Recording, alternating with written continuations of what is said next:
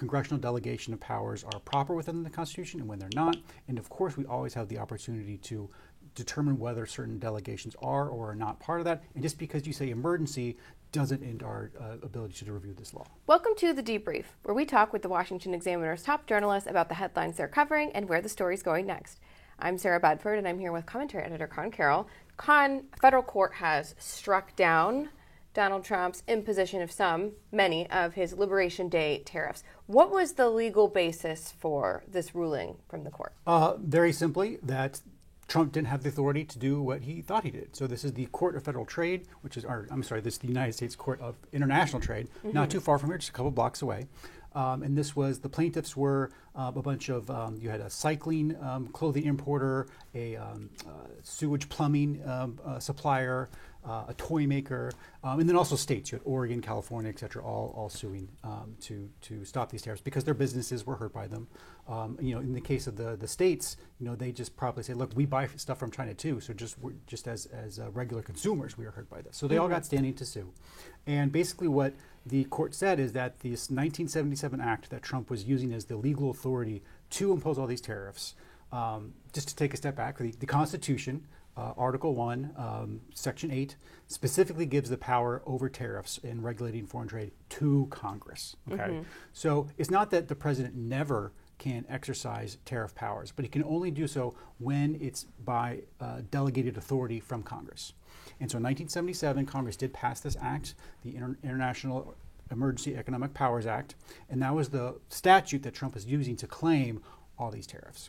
But when you look at the act actually never gives him the power to enact tariffs. It gives him the power to, ban stuff from coming in, from ending importation, and it gives him power to impose sanctions. But it never mentions tariffs as a specific power.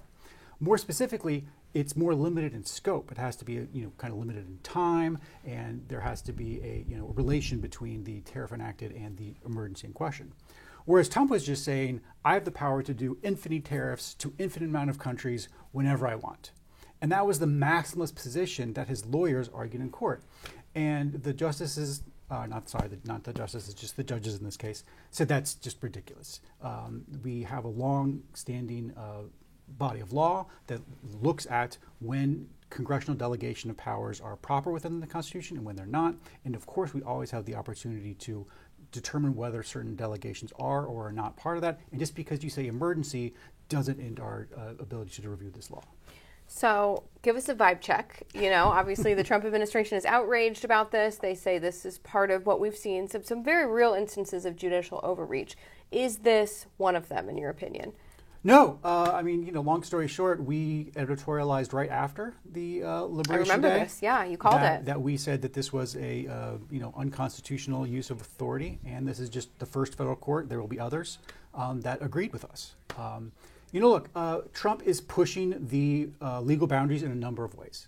So just recently, he won a case on executive power to fire people, the unitary executive.